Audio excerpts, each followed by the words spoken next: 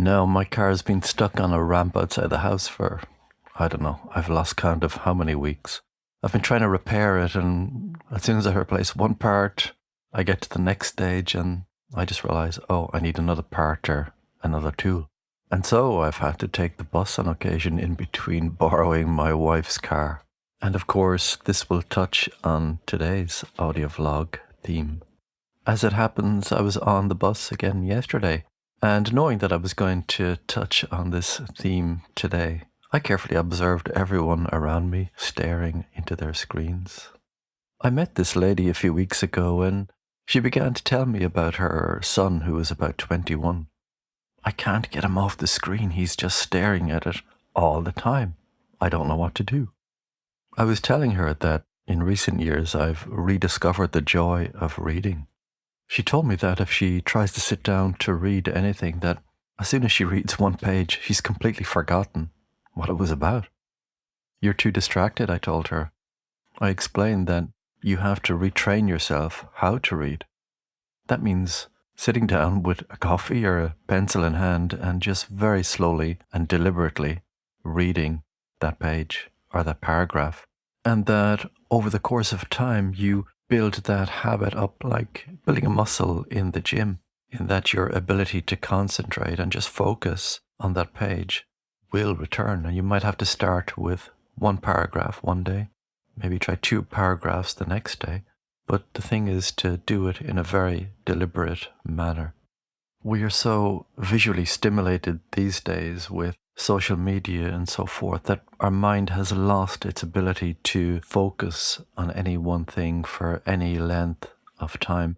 And that's why reading is a great practice, especially when you do it in a very deliberate manner, to rebuild your mind's ability or your mind's muscle to restore what has been lost or stolen away by social media. Now, before we get into today's audio vlog, I just want to share one other thing with you, and that's that I am permanently changing the name of this channel very, very soon, probably New Year's Day. I already have the name picked out. I just felt with the Irish megaphone that the way I'm kind of taking the direction of this channel, I just feel like I'm putting new wine into an old wineskin. So, today's episode is called Distraction, Opportunity, and Bus Stops.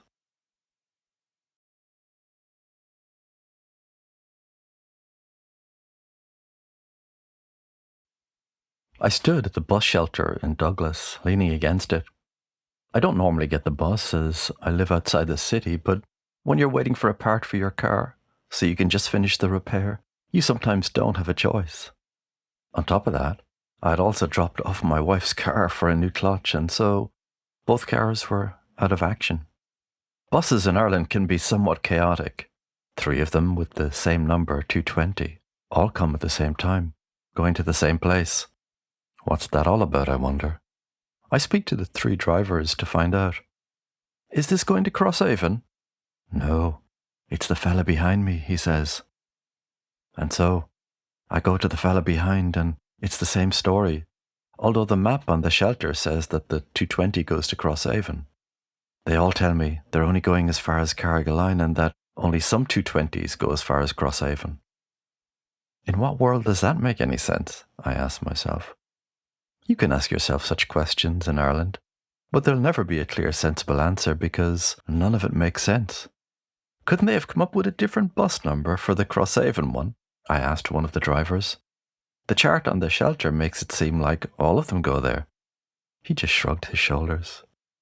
Now, I was being extra cautious today because on a previous occasion, I'd gotten stranded in Carrigaline with a marathon 8-kilometre walk ahead of me to get home, along with another couple who also fell foul of this disorganized insanity. I wasn't going to make the same mistake again today. And so I continued to wait at the bus stop. It was getting cold now, being late November, but at least it wasn't raining. There's a young boy standing on the footpath in front of me. He's telling his father that he's waiting for the bus home, and then he hangs up. He looks about 8 years old, and he had what appeared to me to be an expensive phone. It was a smart one, of course, with all the flashy app images and so forth. I'm still stuck with my old iPhone 8 with its crack across the top of the screen. Stuck in the sense that I have chosen to be so, as it does everything I need it to.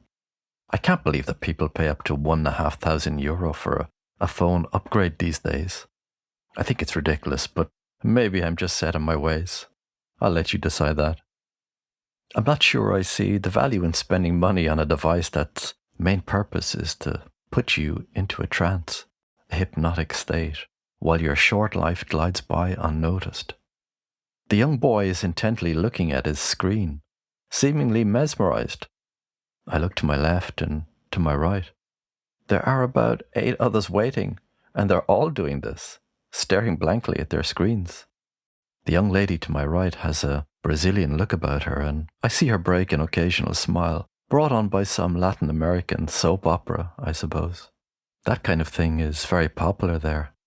One could say that it kills time, all this bus stop screen staring. What else is it killing, I wonder, this great distraction? None of this existed when I was a teenager.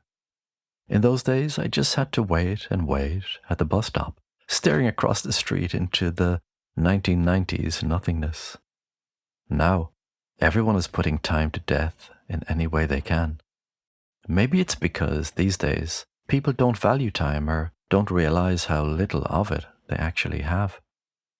The 8-year-old boy is now about 2 meters in front of me, slightly turned so that I can see everything he's doing. He is swiping up and down, left and right frantically it seems, searching for his psychological hit. He's doing it so fast it amazes me.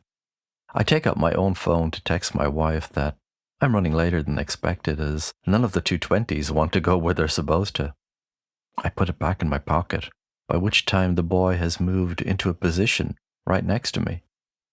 I'm standing right over him and now can look straight down at his swiping motions. He seems oblivious to my presence. I wonder what his posture will be like in 30 years, I think to myself. I keep looking down at his fascination with this device, but I cannot keep up with him. 1 second, it's a video game, and a microsecond later, it's a football one. The pace is ferocious. Nothing can hold his attention for more than a few seconds before boredom sets in. He has been completely consumed and taken over by this new world, the world of distraction, and he's only 8 years old. This is frightening, I ponder to myself. I mean, really scary. What's going to become of him, of his generation, I keep asking myself. It's like they cannot concentrate on anything for more than a moment. I want to talk to him, to say hello and maybe chat for a moment or two, just to rescue him from that world for a time, to impute a few good words into his life. But then, I think, these young people have probably been programmed to be afraid of every stranger that says boo to them. So I say nothing. I just observe. I wonder how many hours a day this is going on. Do the parents not see this? I ask myself. But maybe they have the same addiction and so do not notice at all. This, I think, is the real and obvious pandemic, one that requires a mask all right, but one for the eyes.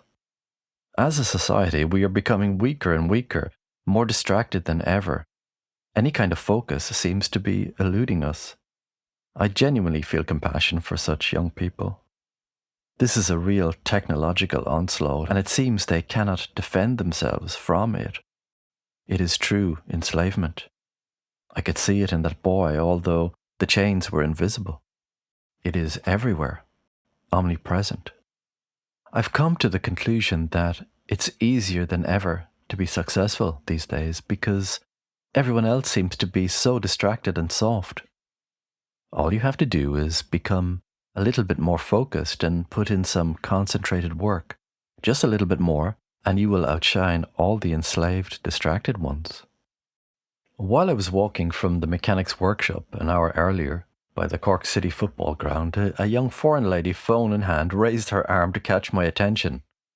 She was also waiting at a bus stop there, and I went over to see if I could help her.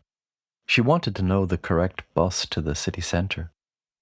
You can walk there in 10 or 15 minutes, I told her, and then invited her to walk with me up the street and I would show her which way to go. She accepted my invitation and we chatted along the way while her mother was FaceTiming her simultaneously on her phone. She was from India, studying here for a master's, and had just come from an interview for a part-time job. You can go left here, I explained as we approached a corner, and then turn right to the city centre, just up ahead. Oh, I can check and follow along in Google Maps on my phone, she replied. Put that away. You don't need that to instruct you on everything, I told her. God gave you a brain to work these things out for yourself. That made her smile. Thank you, she said, reaching out to shake my hand. I wished her luck and then carried on to the right, in search of a 220 bus.